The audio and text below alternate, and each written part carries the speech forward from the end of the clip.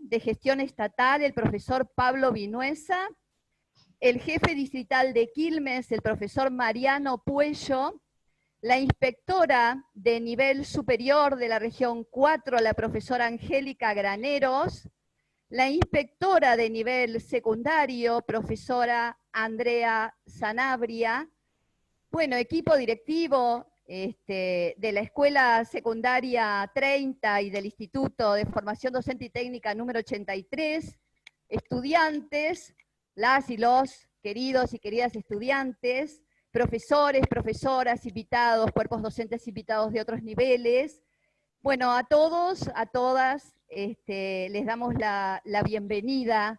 Este conversatorio es en el marco de un proyecto de articulación entre la escuela secundaria y el Instituto de Formación Docente, en un proyecto mucho más amplio, que es un proyecto de acompañamiento a las trayectorias educativas de las y los estudiantes. Un proyecto que venimos recorriendo durante todo este primer cuatrimestre, que venimos ya desde años anteriores pensándonos con una multiplicidad de voces que no solo son esas voces hacia el interior de cada institución, sino esas voces que hemos decidido más fuertemente y más desafiantemente en este momento a salir a buscar en otros encuentros, en otros saberes integrados, y en ello hemos recorrido con otros especialistas, con el Centro de Estudiantes, con el Centro de Estudiantes Terciarios Organizados, con el Centro de Investigación, con las direcciones del nivel, con las instituciones, con los estudiantes, con todos fuimos recorriendo este camino, y hoy llegan nuevas voces. Hoy traemos y presentamos la voz de Silvina. Vamos a pasar la palabra a Pablo. Al profesor Pablo Vinuesa, jefe regional 4 de Gestión Estatal. Hola, Pablo. Hola, ¿cómo estás, Mónica? Muchas gracias por la invitación. La verdad que siempre es interesante para participar de estas mesas, sobre todo, bueno, cuando tenemos una personalidad como Silvina, que nos va a acompañar durante el proceso. Y retomando tus palabras, en un momento habías nombrado que esta pandemia y este aislamiento cerró las puertas de las escuelas de forma física. Y yo digo que gracias a la presencia de ustedes, las escuelas se mantuvieron abiertas, ¿sí? Pudieron atender las necesidades de la comunidad a través de proyectos como este, proyecto de articulación, en donde justamente las escuelas secundarias se ven atravesadas por esta situación, en donde sus graduados deberían el año que viene concurrir a un instituto superior, en este caso articulando con ustedes, o a una universidad, o continuar con algún tipo de estudio, y es un desafío de enseñar y evaluar, y fundamentalmente a los chicos que van a egresar de la escuela media y quieran y deban continuar con sus estudios. Así que bueno, yo simplemente un saludo, una felicitación por el trabajo logrado hasta ahora. Les deseo también un buen receso, un buen tiempo para reflexionar sobre todo lo trabajado y a no bajar los brazos. Y bueno, éxitos en esta jornada. Muchas gracias. Gracias, Pablo. Bueno, en esta jornada tenemos entonces la presencia de Silvina Birz. Silvina es doctora en educación por la Universidad de Buenos Aires, es investigadora del CONICET y profesora titular de la Universidad Nacional de San Martín, de amplia trayectoria, recibiendo becas, premios. En el año 2004 recibió el primer premio del concurso por el 20º aniversario de la Academia Nacional de Educación de Argentina por el trabajo presentado De la tragedia a la esperanza, hacia un sistema educativo justo, democrático y de calidad. Publicó 21 libros y numerosos trabajos en revistas internacionales. Una de sus recientes contribuciones hace referencia a modelar y reducir la brecha digital con la presentación de Conectar Igualdad en Argentina, Su último libro, titulado El Decálogo de la Mejora Escolar, fue publicado en el año 2015 por la editorial Granica. Es miembro del Comité de Evaluaciones de diferentes revistas internacionales de educación y ciencias sociales. En la gestión pública ocupa cargos de distinta relevancia desde el año 2011. En diciembre de ese año asumió como directora general de Cultura y Educación de la provincia de Buenos Aires. Entre septiembre del año 2012 y diciembre del 2015 fue directora general ejecutiva del programa Conectar Igualdad, y desde diciembre del año 2015 es secretaria de Ciencia, Tecnología y Políticas Educativas del municipio de La Matanza. Bueno, bienvenida Silvina. Contamos un poquito a todos los que nos están escuchando que vas a hacer, en principio vas a tomar algunas de las preguntas que fueron enviadas a través del formulario que teníamos previo, y que después va a haber un segundo momento en el que vamos a abrir a otras preguntas en este conversatorio que ustedes pueden ir haciendo en YouTube, incluso en este mismo espacio, las compañeras y compañeros que están en el espacio del Zoom también pueden ir haciéndolas. Es un placer, Silvina, recibirte, escuchar tu voz. Venimos leyendo tus libros en las instituciones educativas, libros como el ABC de la tarea docente, la educación ayer, hoy y mañana, imágenes de nuestra escuela. Bueno, que seguramente, digamos, tu voz hoy nos va a hacer volver a esos libros, a seguir pensando en esa vasta literatura pedagógica que siempre llevamos a las instituciones. Bueno, Silvina, bienvenida, te escuchamos. Bueno, primero que nada, muchísimas gracias por la invitación, y quiero celebrar esta iniciativa conjunta entre la Escuela Secundaria en la 30 y el Instituto de Formación Docente. Aprovechar para saludar a todos los quilmenios con mucho cariño, y muy especialmente una amiga mía quilmenia, que además es exalumna de la 30, que se llama Alejandra Prieto. Así que quiero mandarle un enorme saludo a Ale, porque me dijo que nos iba a ver por YouTube y que sentía una emoción especial porque, bueno, es egresada de la 30. Así que quiero agradecer también al jefe regional, a Pablo, quiero agradecerle a Mariano también la presencia, a Claudia del instituto, la verdad que a la DIRE, ¿no? Y la verdad que, bueno, muchísimas gracias. A ver, yo no sé si ustedes quieren empezar con preguntas o quieren que yo empiece haciendo una charla. Eso lo dejo a criterio. Mónica, vos nos dirás. Muchísimas gracias por estar también presente. Bueno. Dale, Silvina, si a vos te parece bien, podríamos empezar con la charla y después abrimos una charla que seguramente va a ir recorriendo esas primeras preguntas que nos hicimos en los formularios, y después abrimos a otras preguntas. ¿Te parece, Silvina? Vale, como ustedes quieran, y si quieren me pueden ir interrumpiendo. Yo también estoy con el YouTube acá al lado mirándolo, así que estoy mirando los comentarios. Por ahora nos están saludando de Almirante Brown, de la 30, de muchos lugares. Ya tenemos como 56 colegas mirándonos. Bueno, les cuento un poco. Mi idea es charlar sobre, por un lado, la coyuntura de hoy, y en el marco de la coyuntura también quería pensar, bueno, hoy empiezan 15 días de vacaciones, pero ¿qué nos dejan estos días, estos meses de pandemia y de cuarentena, ¿no? Y qué dificultades y desafíos se nos plantean. Después pensar un poco con ustedes el tema de la transición, o sea, porque bueno, en algún momento el AMBA todavía está lejos, pero en algún momento se iniciará una transición, pero no es la vuelta a la escuela como hubiéramos querido, sino es una vuelta en donde va a surgir, digamos, vamos a tener un modelo híbrido entre educación presencial y educación a distancia.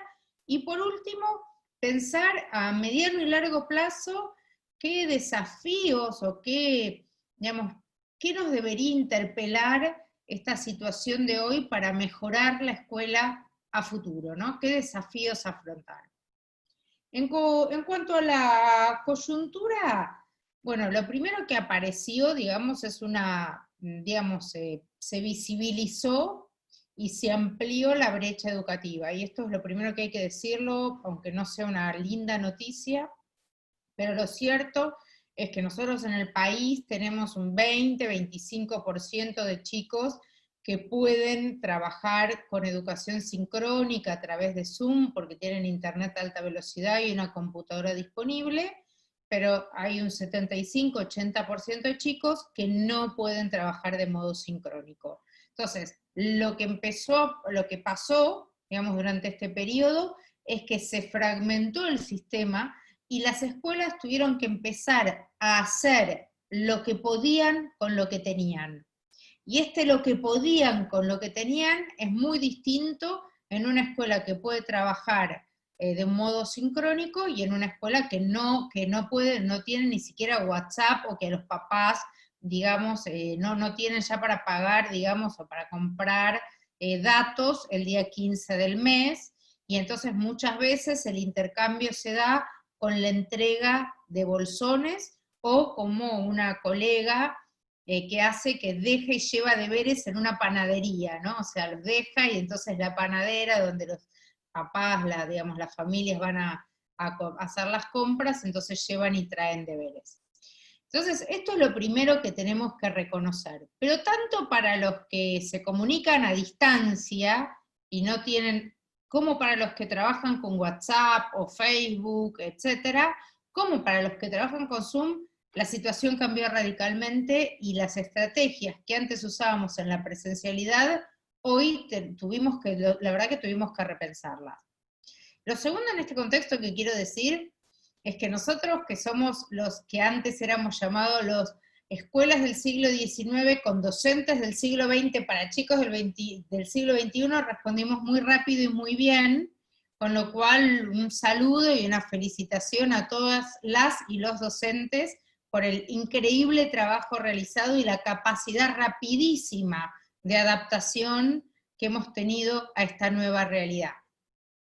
Pero entonces, los desafíos fueron distintos, pero también a todos se nos produjeron enormes desafíos con una capacidad de adaptación enorme, que nos interpelan también para el futuro. Por ejemplo, cuando uno trabaja en plataformas como Zoom, ¿sí?, uno cree que pareciera que es más parecido a la presencialidad. Pero hay un teórico que a mí me gusta mucho, que se llama Cristóbal Cobo, que escribió una frase que me pareció maravillosa y que dice: repitan conmigo, sea vieja pedagogía, las nuevas tecnologías no se pueden trabajar con viejas pedagogías. Las nuevas tecnologías no se pueden trabajar con viejas pedagogías. ¿Por qué? Porque aún cuando uno tiene las mejores condiciones, como Zoom, como la posibilidad de tener internet a alta velocidad y una computadora con amplia disponibilidad, lo cierto es que no es lo mismo escuchar a un docente en un aula y trabajar con un pizarrón y con los chicos frente a frente, que trabajar a través de una pantalla. La atención de los chicos es diferente, las posibilidades son diferentes, y entonces la pregunta es, bueno, ¿y entonces cómo trabajamos? Y ahí hay herramientas interesantes, ¿no? Pero para eso, como dice una colega mía, Victoria Bregú, hay que evitar la tareitis. ¿Qué es la tareitis? Es llenar a los chicos de tareas sin ton ni son. Entonces uno cree que porque los llena de tareas está cumpliendo o está ejerciendo una función docente. Y la tareitis no es un buen plan. La tareitis es como, bueno, yo enseño y si no aprenden, que es un problema de ellos, digamos, ¿entiende? Y enseño, doy tareas. La enseñanza se reduce a dar tareas.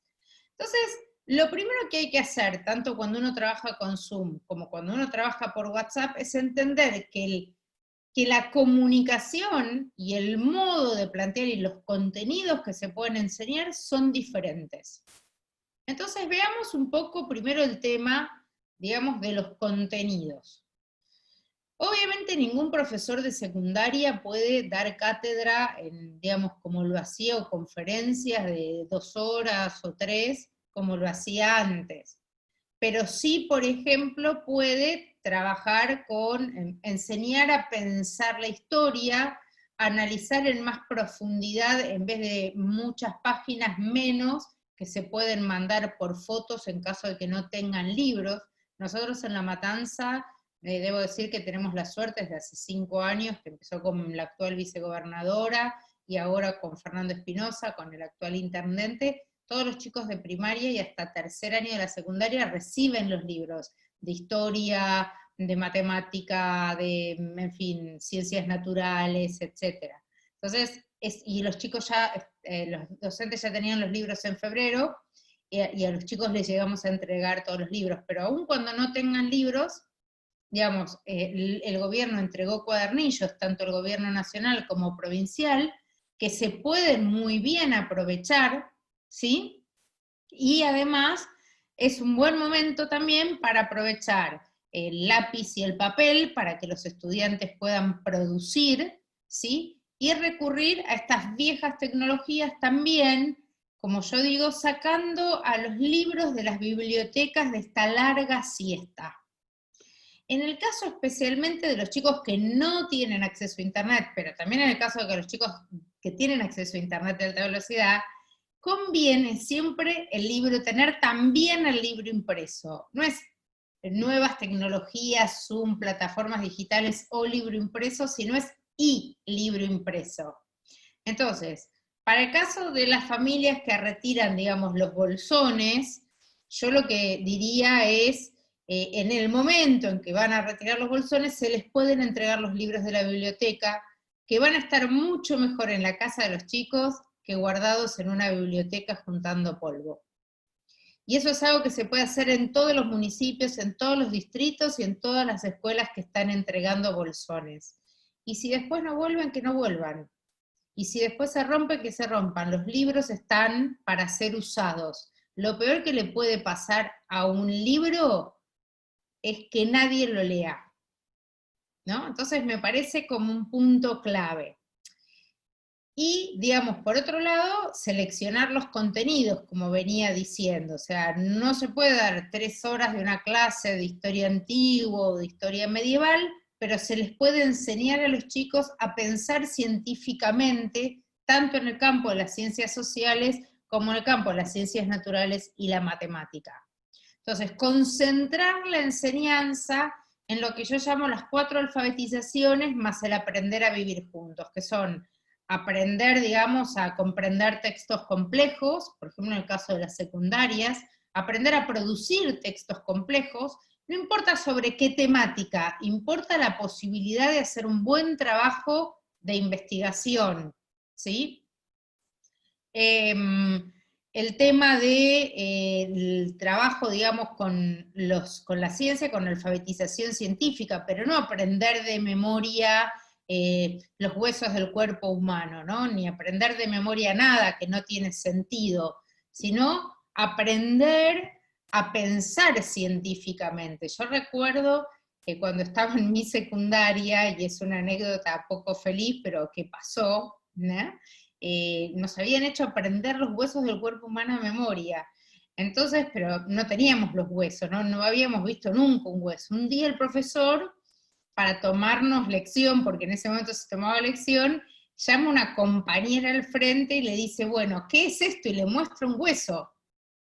Y mi amiga, me acuerdo, se probaba los huesos, a ver a qué se podía parecer, dónde podía encajar ese hueso en su cuerpo. Eso no tiene sentido, y mucho menos ahora. En cambio, sí tendría sentido aprovechar la situación actual para aprender ciencia. ¿Por qué, por ejemplo, no puede salir una vacuna de un día para otro o de un mes para otro? ¿Qué pasos necesarios se requiere para la producción de una vacuna y para que una vacuna sea aprobada por un país? ¿qué necesita investigar la ciencia? ¿Qué diferencias hay entre los virus y las bacterias? ¿Por qué tampoco hay remedios? Entonces, aprovechar esto para trabajar sobre estos temas de actualidad aprendiendo ciencia. Por otro lado, también vale la pena trabajar en temas de alfabetización matemática y en temas desde muy complejos a muy simples. Por ejemplo, en un tema, digo, que aparentemente simple, se le puede pedir a los familiares o a las personas a cargo de los estudiantes que trabajen sobre cálculo mental, que los chicos aprendan a trabajar. A mí nunca deja de llamarme la atención que a veces veo cuentas muy sencillas que se resuelven desagregando números en la cabeza de uno y que la gente no las puede resolver. Desde eso hasta también empezar a enseñar matemática o física con un sentido, que los chicos, en vez de resolver algoritmos mecánicamente, empiecen a trabajar, por ejemplo, matemática y física, como estamos nosotros ahora capacitando a docentes con la UTN. Los chicos empiezan a trabajar matemática a través de la modelización matemática. Entonces, por ejemplo, trabajan matemática, pero para construir una montaña rusa. ¿Por qué? Porque si no los chicos no entienden cuál es el sentido de aprender matemática. El otro día estaba mirando un TikTok con mi hija y justamente una chica decía, ay, ¿para qué quiero aprender Ruffini, factoreo y no sé qué? ¿Y qué voy a hacer cuando voy a la verdulería? Todo eso no me sirve. No, pero si nosotros no sabemos, digamos, matemática, después no hay edificio, ni casa, ni puente, ni nada que se construya, ¿se entiende? Entonces, ayudarlos a los chicos a que entiendan cuál es el sentido. Y el último punto tiene que ver con enseñarles, digamos, temas de convivencia que puedan resolverse en cuarentena. Por ejemplo, uno de los niveles hoy más afectados es el nivel inicial, porque es donde es más difícil, donde los chicos aprenden a trabajar socialización secundaria, y probablemente es el nivel que vuelva más tarde, porque vaya uno a pedirle a un chico de nivel inicial que no se abrace con otro, cuando se dé vuelta están abrazados. Y en ese momento puede haber generado un contagio barrial, ¿se entiende? Entonces, digamos, esta socialización que es tan importante, se pueden hacer algunas cosas. Por ejemplo, otra colega mía, por suerte, bueno, yo aunque no lo menciono en mi currículum, yo siempre digo orgullosamente que soy profesora de enseñanza primaria, egresada de la Escuela Normal número 10. Y creo que ese es el título más importante que tengo. De todos los que tengo, es el más importante, porque es lo que me permite poder pensar con la experiencia de haber estado en un aula, ¿no? Con la experiencia de ser docente. Porque si no, desde afuera todo parece muy lindo, pero hay que estar en un aula, ¿no? Y bueno, una colega, como tengo muchas amigas docentes, me cuenta que, bueno, ella trabaja en un colegio donde los chicos tienen la posibilidad de trabajar sincrónicamente a través de distintas plataformas, que puede ser Zoom, Meet, Jitsi, etc. Y bueno, el primer día uno de los chicos estaba en pijama tirado en la cama, en el Zoom. Entonces ella le explicó con amor y cariño que no, que para estar en el Zoom, digamos, uno de la cintura para abajo no ve nada, que se quede con el pijama, pero que por lo menos, digamos, la parte que se veía tenía que estar sentado y vestido para presenciar la clase. Y son cosas que seguimos enseñando los docentes porque también hay reglas en las plataformas y en la enseñanza virtual y a distancia. Otras reglas que también son muy útiles para nosotros los docentes. ¿Por qué? Porque una cosa para nosotros es enseñar, por ejemplo, un problema estando en un aula, y esto pasó con una docente también, una docente le dijo por WhatsApp, escribió un WhatsApp, el WhatsApp tiene reglas muy específicas que nosotros muchas veces desconocemos, porque nosotros escribimos WhatsApp solo en relaciones muchas veces de amistad o en relaciones uno a uno, pero cuando se manda un WhatsApp a todo un grupo, a muchos grupos de familias, los problemas que se mandan tienen que estar muy bien redactados. Entonces una docente escribió un problema que dice, tengo 3 macetas y 3 plantines. ¿cuántos plantines tengo en total? Y ella en realidad quiso decir, tengo 3 macetas y 3 plantines en cada maceta. Lo que ella quería es que los chicos multipliquen 3 por 3.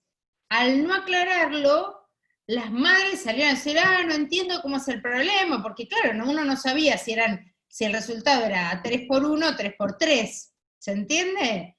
Entonces, las mamás se quejaron, la docente se ponía nerviosa, hasta que entendió, y agarró y hizo un dibujo, les mandó un dibujo, entonces todo el mundo entendió, porque claro, si uno tuviera un pizarrón atrás, el problema es muy simple, porque uno dibuja la maceta, dibuja 3 plantines en cada maceta, y el problema se resuelve, pero en WhatsApp, como no está el gráfico, la redacción del problema, el modo en que se escribe un problema, es clave y es muy necesario para poder comunicarse.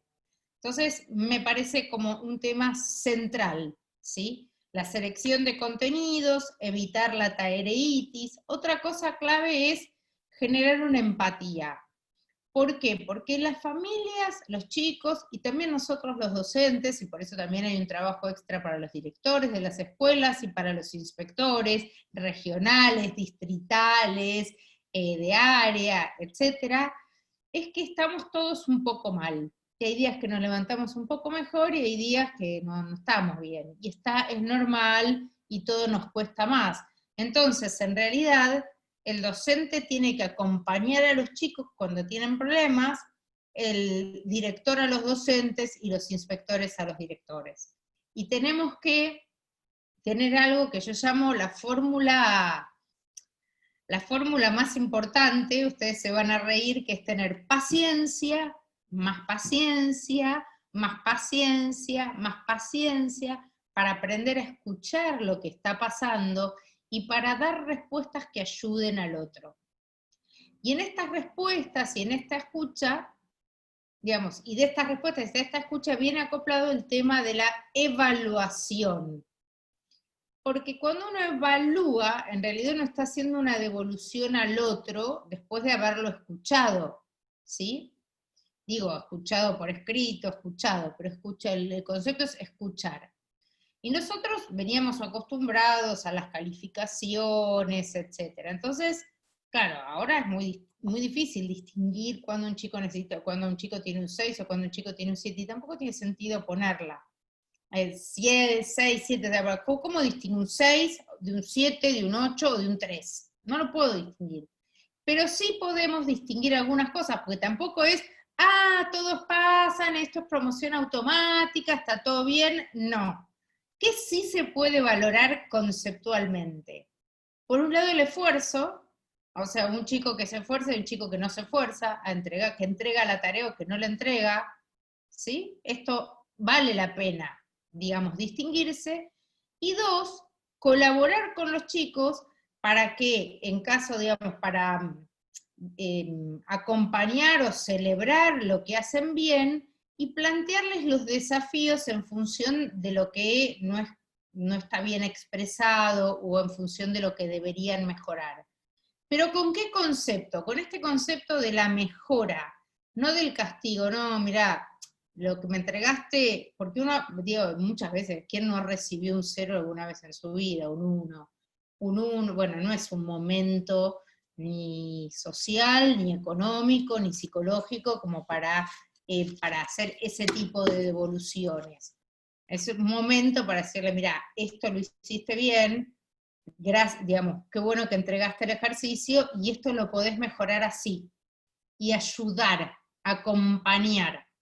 Pero que en realidad esta idea de evaluación formativa debería ser una idea que después persiste en el tiempo.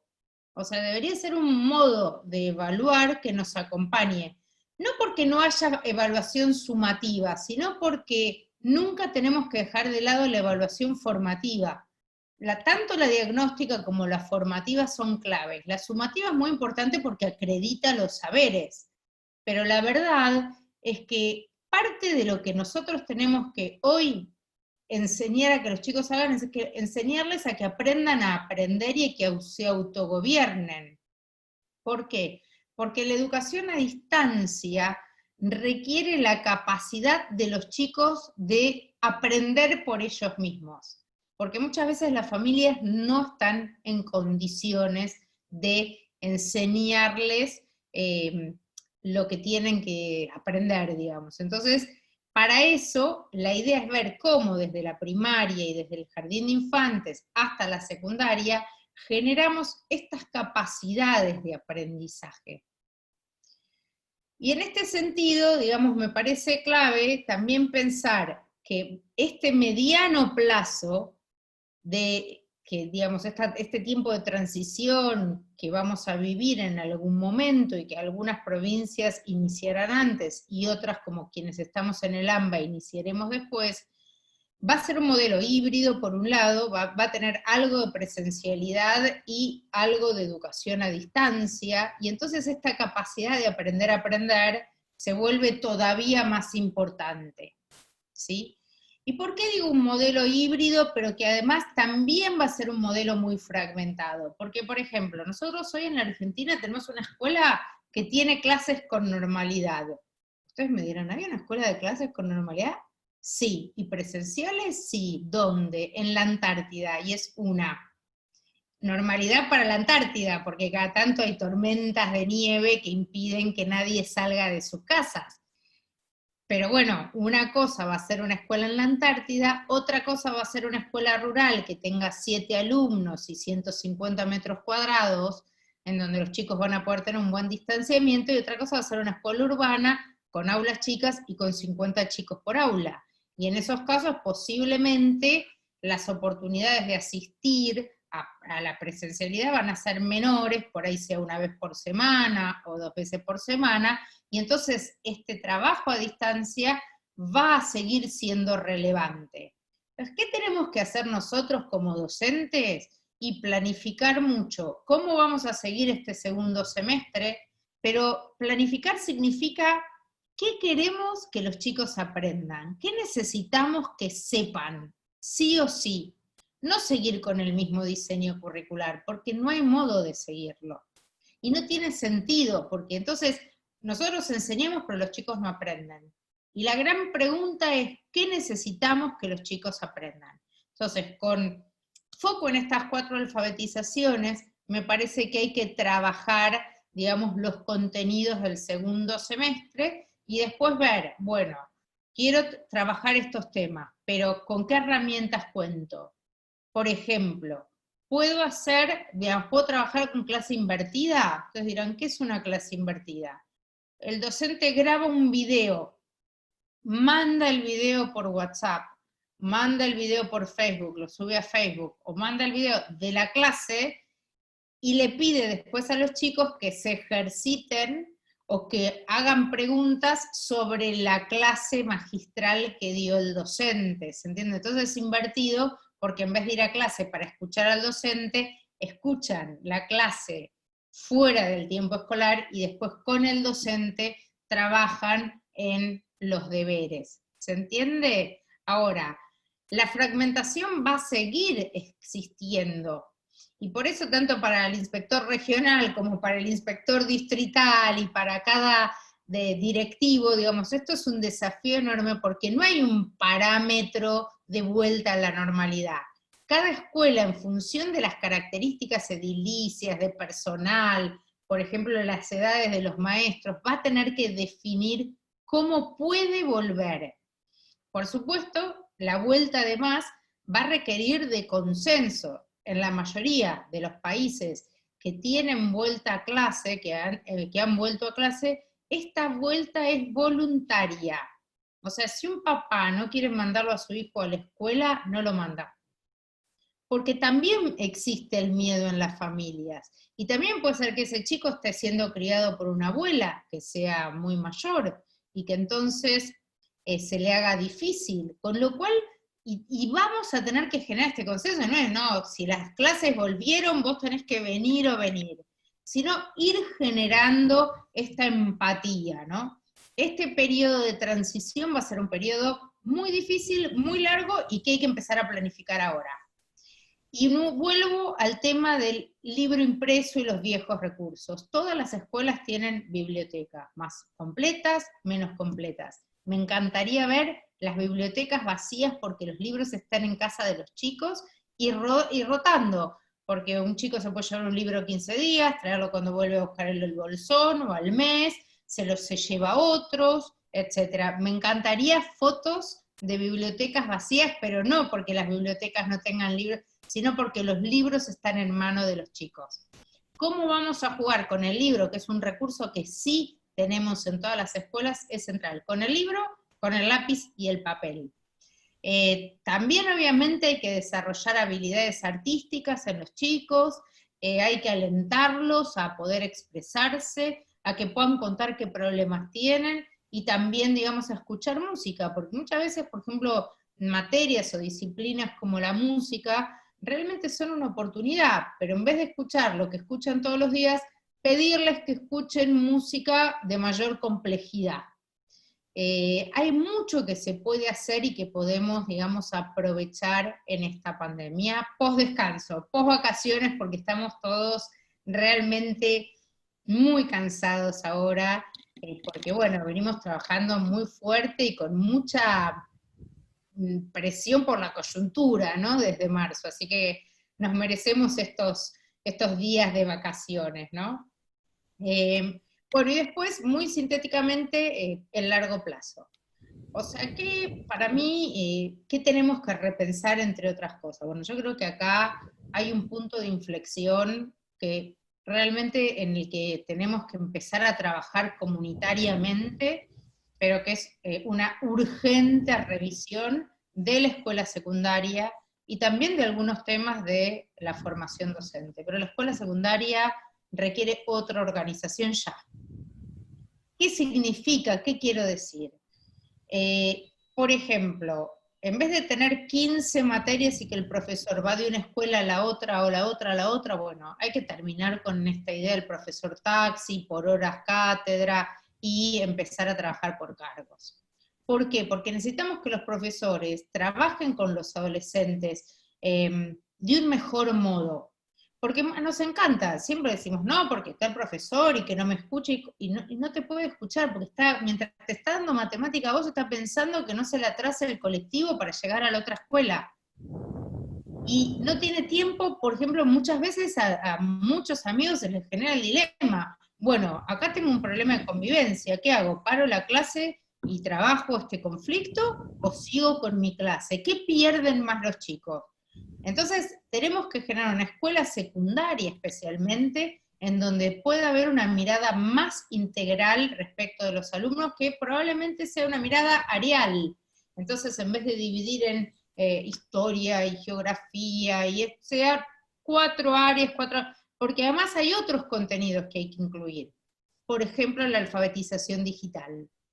Nosotros creemos y decimos siempre, y con esto voy a terminar y voy a dar lugar a las preguntas, acá hay estudiantes del Instituto Docente 83, de la 78 de Almirante Brown, hay, digamos, muchos colegas, pero ¿qué quiero decirles? Nosotros creemos que los chicos son nativos digitales, y ¿saben qué? Estamos totalmente equivocados.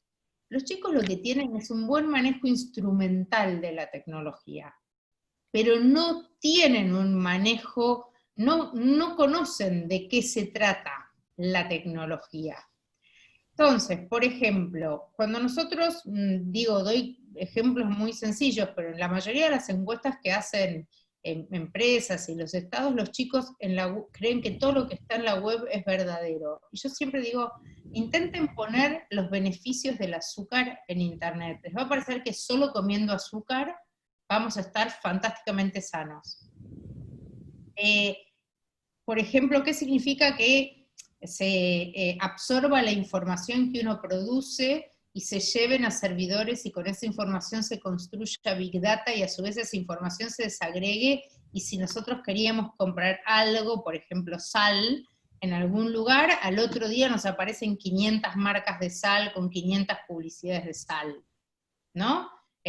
Digo porque me pasó el otro día, pero uno duerme y, digamos, todo lo que es el sistema, digamos, de tecnología sigue trabajando. Y todo esto los chicos no lo saben. No saben, por ejemplo, la diferencia entre software comprado, software libre, software de código abierto, y esto es clave. No saben, por ejemplo, la diferencia, y nosotros tampoco, muchas veces, la diferencia entre Wikipedia y una enciclopedia. Y no saben que la Wikipedia es una construcción colectiva, entonces, si bien es realmente muy confiable y es un logro que hay que realmente alabar, puede ser que alguien, porque la escribe cualquiera de nosotros, suba un dato falso, y hasta que un editor de Wikipedia se dé cuenta y lo baje, porque algún otro ciudadano lo lea y vea que es falso, ¿sí? Entonces ese dato esté mal. Y nosotros muchas veces les pedimos a los chicos que traigan información y ellos buscan en Wikipedia, todos buscamos en Wikipedia. ¿Se entiende? Entonces es muy importante trabajar, entender lo que es Big Data, lo que es inteligencia artificial, o sea, lo que significa el trabajo con inteligencia. Por ejemplo, hoy, digamos, hay investigadores trabajando el tema del COVID, haciendo simulación con inteligencia, con inteligencia artificial, y lo que significará el punto de singularidad, ¿no? Que es el punto en el que se supone que en algún momento las computadoras van a ser más inteligentes que los seres humanos. Entonces, ¿por qué todo esto no se enseña en la escuela? ¿No? Y el otro día escuchaba, mientras antes de la pandemia, caminaba por la calle, y había dos chiquitas adelante, bueno, adolescentes, digamos, que decían, ay, yo ahora empecé a trabajar, pero yo no sabía lo que era ser monotributista, no sabía la diferencia entre, bueno, ¿por qué no se enseñan estas cosas en la escuela, lo que es pagar impuestos, para qué sirven los impuestos, o en algunas sí y otras no, pero como revisar la escuela secundaria, o seleccionar de nuevo los contenidos acordes al siglo XXI. Pero no es porque los docentes seamos del siglo XX, es porque nos debemos, frente a esta situación, repensar el sentido de la escuela y el sentido de estos contenidos. Bueno, yo voy a dejar por acá, si doy lugar a las preguntas, y de nuevo agradeciéndoles muchísimo a todos por esta oportunidad. Y así dejo lugar, acá están escribiendo, muy enriquecedor este encuentro, para seguir pensando. Acá preguntan, ¿es posible una evaluación formativa en este contexto y en esta modalidad de clases virtuales? Sí, la evaluación formativa es algo que sucede aunque uno no lo quiera, uno lo puede planificar o no. Pero por ejemplo, cuando ustedes están en YouTube y me escuchan, y yo, aunque esté en la computadora y mirando YouTube, ustedes me evalúan a mí. ¿Por qué? Porque entonces, y yo miro lo que me evalúan, digo, ¿es buena la charla? ¿No es buena la charla? Eso se llama evaluación formativa, ¿se entiende? Entonces es muy interesante pensar que la evaluación formativa es algo cuando me miran, por ejemplo, ahora que estoy, digamos, con Mariano, con Pablo, con Andrea, con Mónica, o con Angélica. Cuando yo les veo la cara y sé si están divertidos, aburridos, sonrientes, se quieren ir a dormir, mejor termino rápido la charla. Así que la evaluación formativa es un hecho. Entonces, lo importante es poder planificarla para garantizar que a quien le estamos enseñando, o sea, ustedes por ejemplo me enseñan a mí con los comentarios, pueda primero recibir bien la evaluación, y segundo, mejorar en lo que tenga que mejorar. Pero no logramos nada diciéndole, no, esto que vos hiciste está todo mal, porque no generamos la empatía o las ganas de ponerse a trabajar y mejorarlo. ¿Se entiende? Bueno, acá me dicen una síntesis maravillosa de este primer cuatrimestre, muchos no la conocen y eso lo debemos tener presente porque es algo que puso en evidencia la pandemia y hay que reconsiderar en los análisis. Bueno, nada, muy enriquecedor el encuentro. Sí. Permiso, Silvina, quería retomar un poco esto de la última pregunta que vos encontrás en el chat de YouTube, esto de si es posible una evaluación formativa en este contexto de clases virtuales, porque voy a hacer foco en la educación superior, en la formación docente, y retomo esta pregunta porque es una discusión interesante que se viene dando. en superior, en relación, en todo caso, a qué saberes aparecen en la presencialidad que nos estaría costando verlos para hacer esa evaluación formativa en la virtualidad. Entonces, como nosotros estamos en la formación docente y muchos en el último año de formación, por ejemplo, en las residencias o en las prácticas, depende del profesorado, en el caso de cuarto año, las residencias de primaria y de inicial, pero también en tercero, en el caso de los otros profesorados, nosotros nos preguntamos, digamos, cómo intervenir, por ejemplo, desde algunos saberes que son importantes al momento del reencuentro, ¿no? Al momento de llegar a las salas de los jardines de infantes o de las aulas en relación a la disponibilidad corporal. Para nosotros es muy importante ese encuentro corporal de gestos, de palabras, de formas de disponernos al otro, de mostrar una forma de disponerse en el mundo que a veces en la presencial, en la virtualidad nos resulta difícil, es decir, circulan un montón de saberes analíticos, reflexivos, que tienen que ver con lo que nos va sucediendo para pensar sobre determinadas categorías de análisis, pero cuando llegamos al tema de la disponibilidad corporal propia de este formador de formadores, también en la corporeidad, nos preguntamos si es posible, ¿no? Es decir, ¿hay irrenunciables? La pregunta sería, ¿hay irrenunciables en la presencialidad? También digo, así como hay irrenunciables en la virtualidad. Mira, es una muy buena pregunta y mi respuesta es muy sincera. Yo no creo que nosotros ni debamos ni podamos hacer como si. No estamos en presencialidad, estamos en el medio de una pandemia y todo lo que es ese juego del cuerpo trabajando cuando manda mensajes, de las señales de cariño y de un montón de cosas no son posibles. Son posibles otros aprendizajes en la distancia, porque también las caras hablan, pero es distinto.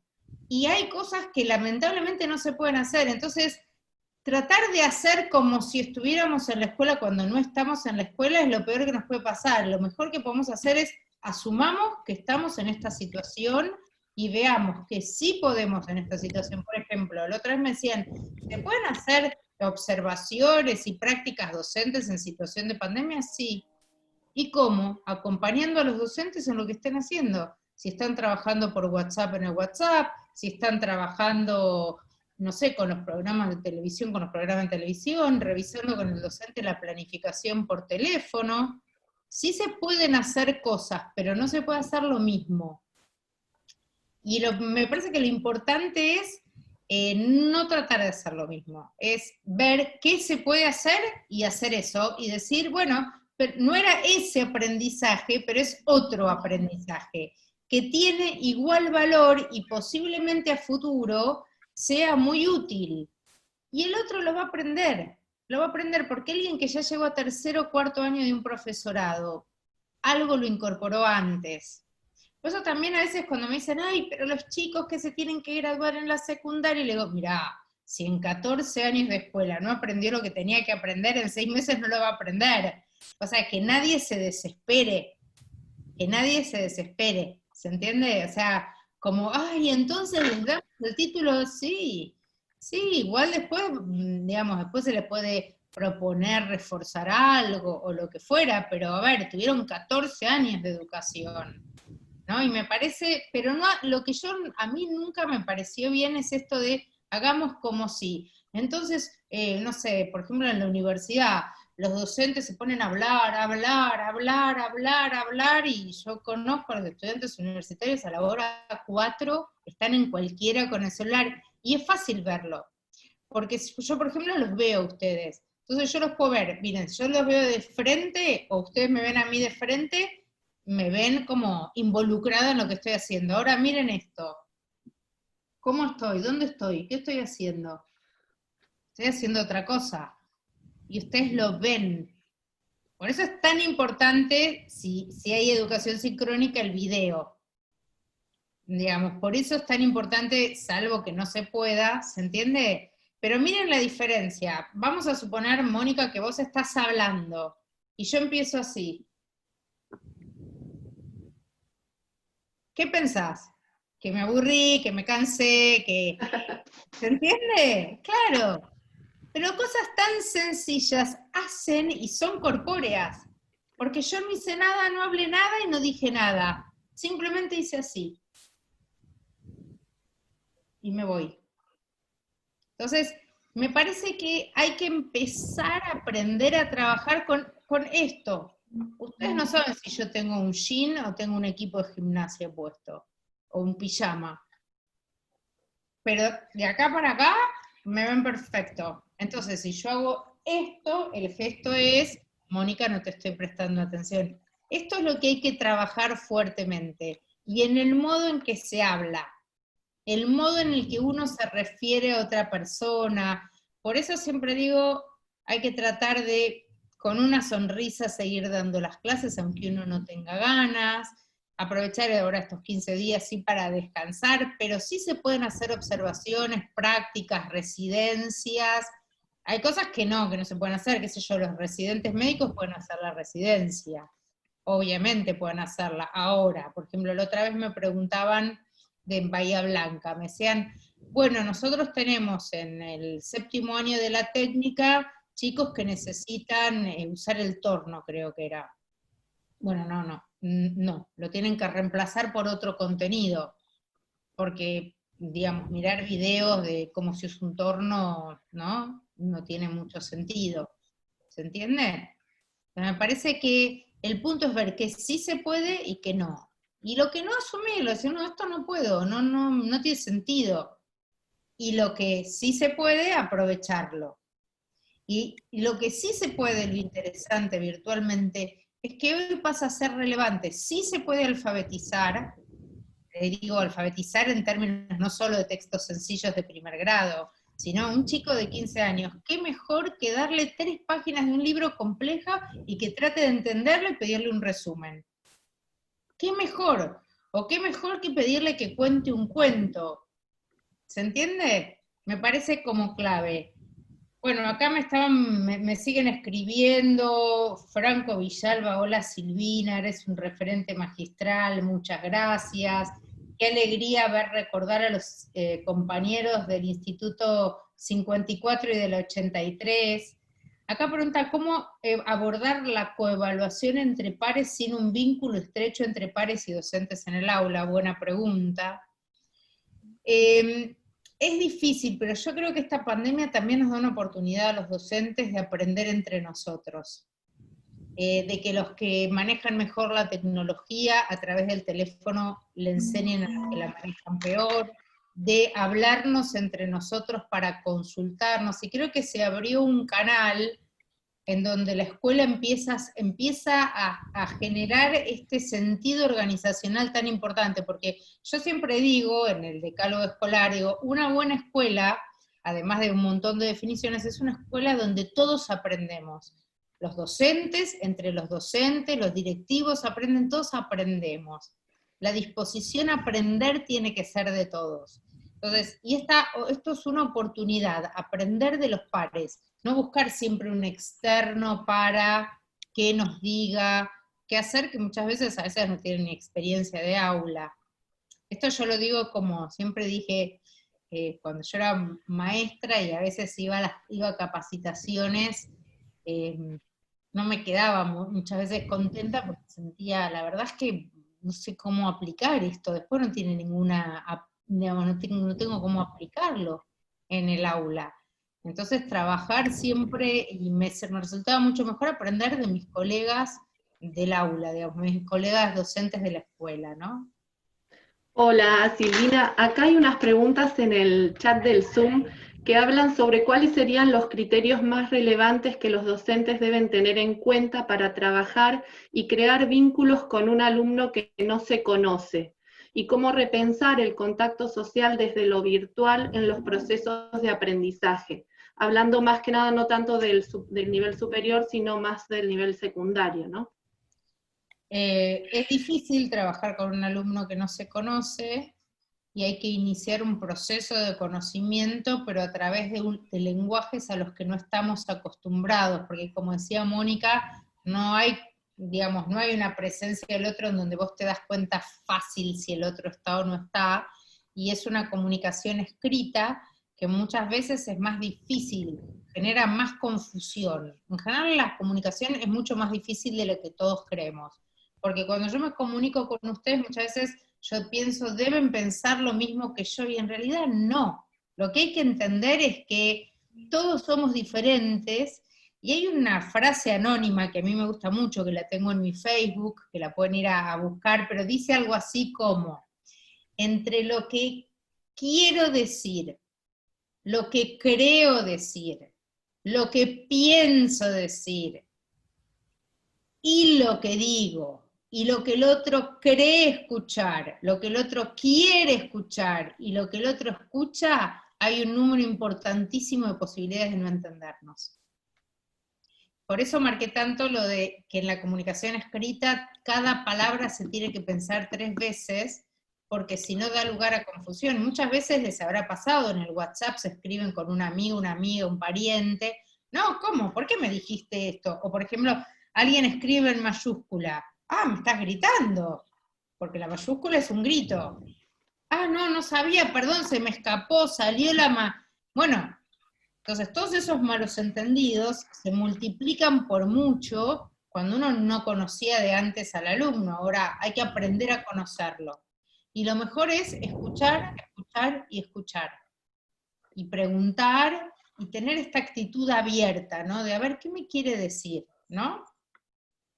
La verdad que me parece que esto es clave. Y también, como criterio de selección, esta idea de hacer lo que se puede con lo que se tiene.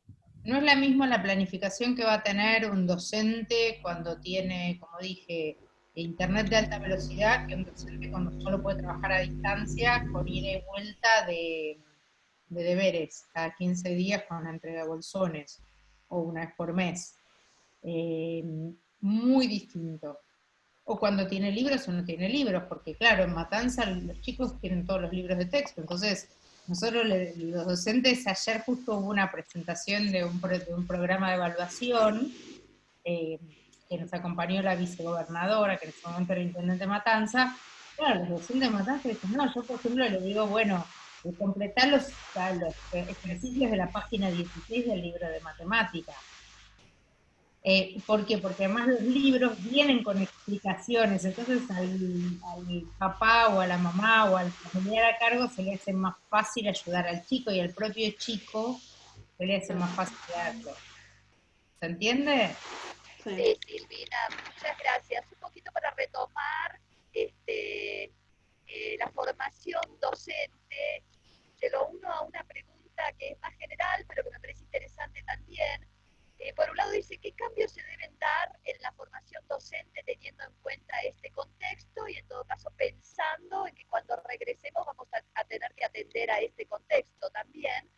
Y acá me sumo una pregunta. Quería preguntarte qué propondría usted en cuanto al diseño curricular jurisdiccional. Me parece que, ¿no? Acá dice, en cuanto a si se puede reformular, me parece que tiene que ver bastante también con esto de la vuelta, si se podría reformular, si había otro modo de poder hacer, digamos, en la formación docente, incluso en secundario también, ¿no? Podríamos pensar. Sí, a ver, bueno, en la secundaria lo dije cómo habría que hacerlo, y también creo, hay mucho ruido ambiente, necesito, si pueden cerrar los micrófonos, ahí está. A ver, yo lo que creo es que es muy importante, sí, digamos, revisar el diseño en secundaria, pero no el diseño curricular, sino la organización de la secundaria. Necesitamos más horas de clase por día, y necesitamos que los profesores tengan tiempo de pertenecer a la escuela en la que dan clase, ¿no? Porque si no siempre le terminamos echando la culpa al profesor de un problema realmente de organización de la escuela secundaria. Y el mejor profesor en ciertas condiciones no va a dar los mejores resultados. Aún el más genio, el más brillante. Y como hoy lo que necesitamos es que los chicos aprendan a pensar, digo chicos, adolescentes, jóvenes, etcétera, necesitamos tiempo, no se aprende a pensar hablando, porque uno habla, el otro no aprende necesariamente. Aprender requiere tiempo, requiere poder corregir, sentarse con el estudiante, mirar qué errores cometió, por qué tipo de error. No es lo mismo un estudiante que al resolver un problema de matemáticas se equivoca en la última multiplicación, que un estudiante que no resuelve bien o que no comprende los pasos previos. ¿Se entiende? Con preguntas, digamos, lógicas. Ahora, un docente tiene que tener tiempo de poder sentarse con ese estudiante. Me parece en cuanto a secundaria eso, en cuanto a formación docente también. De hecho hay muchos países, que bueno, esto lamentablemente en el nuestro no se da, pero en algún momento deberíamos pensarlo, obviamente ya en un más largo plazo, que 20% del tiempo docente está dedicado a reuniones de padres, planificación, evaluación, corrección. Nosotros estamos frente a aula y además hacemos todo esto, pero ese tiempo, en jardín y en primaria, muchas veces encontramos alguna Laurita de educación física o la de música para poder trabajar. Secundaria es muy complicado, pero muy complicado. ¿Y por qué? Porque la secundaria fue pensada, ahí sí, la secundaria fue pensada para una élite, para el élite de los chicos que iban a ir a la universidad y para el élite de los chicos que iban a formar las burocracias intermedias del Estado. Ahora, cuando la secundaria se masifica, y tenemos que pensarla de un modo distinto hoy. Porque se masifica, ¿por qué? Porque requerimos que los chicos sepan más que antes. La primaria no alcanza, bueno, pero ¿cuáles son los contenidos que sí tienen que saber?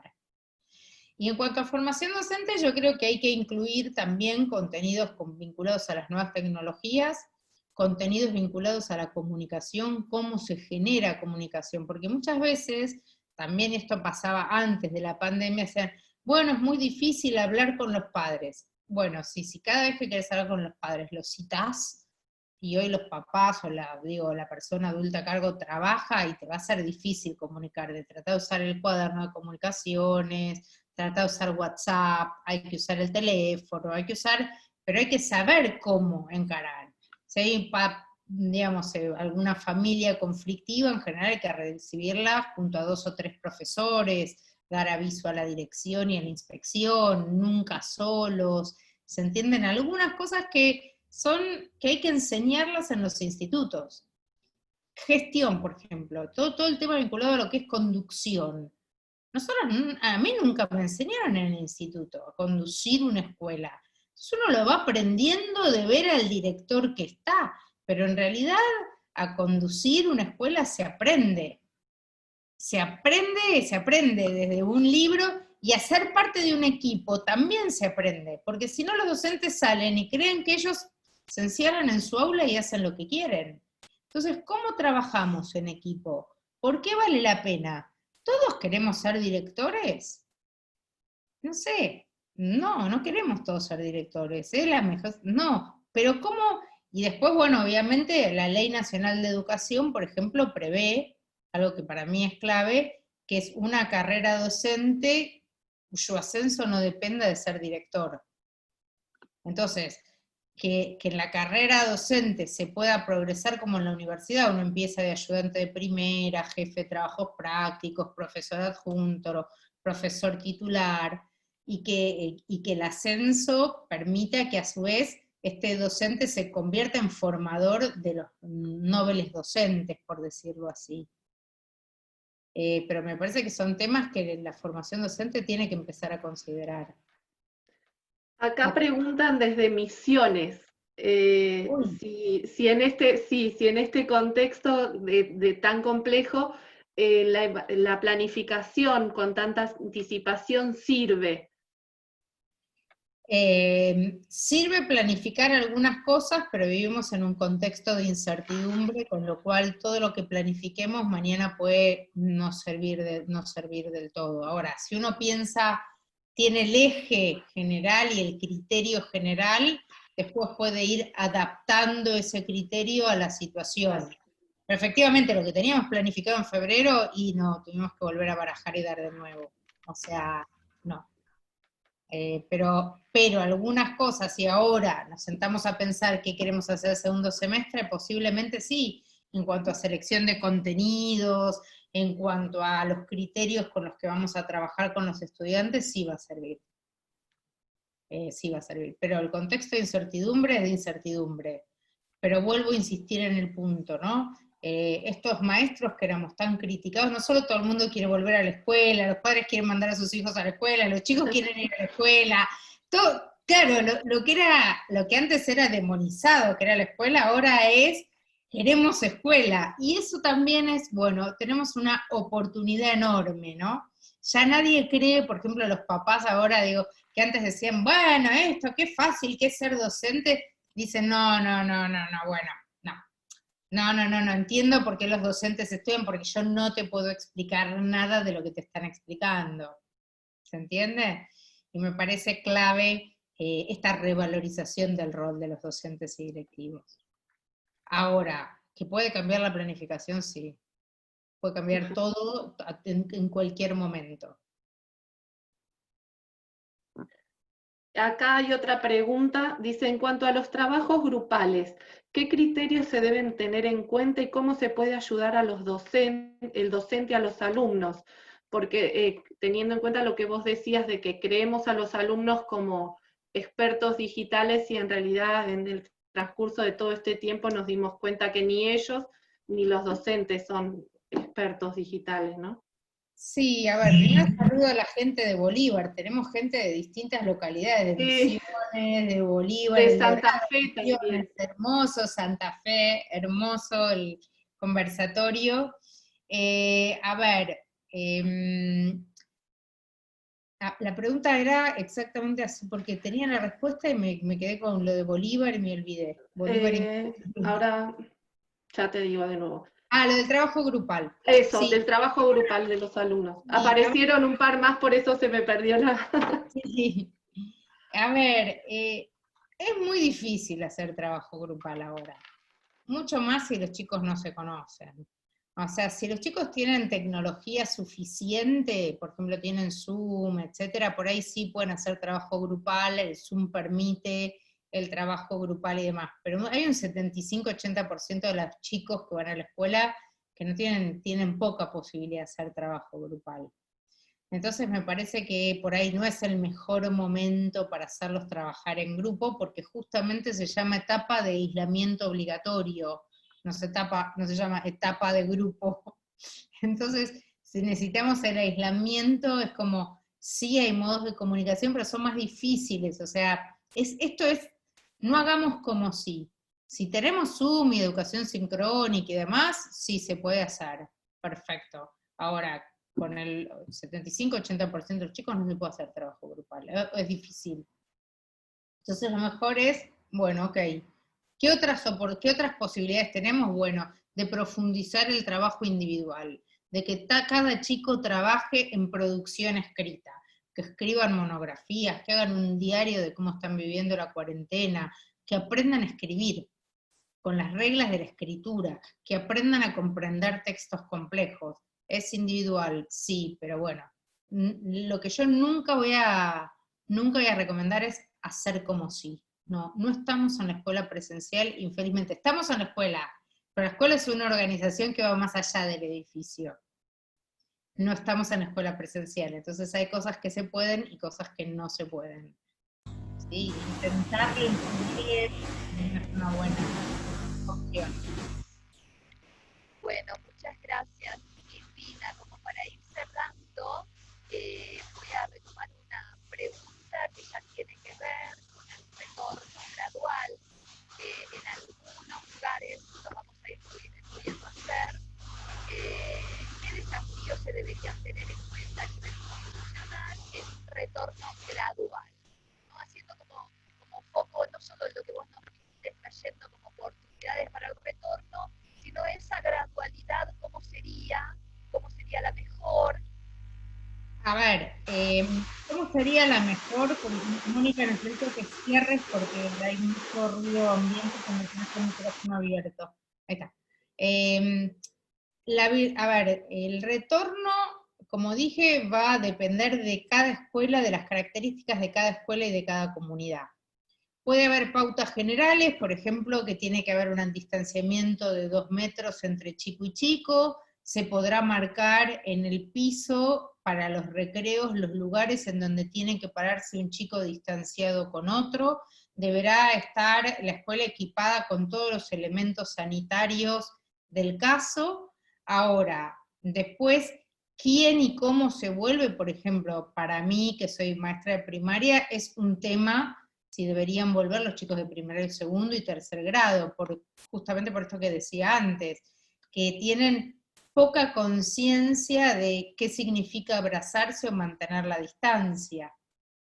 Entonces, para evitar eso, por ahí, en realidad, los chicos más grandes tienen mayor capacidad, porque nosotros no podemos enseñarles en medio de una pandemia a mantener la distancia, ya tienen que venir sabiendo que hay que mantener la distancia.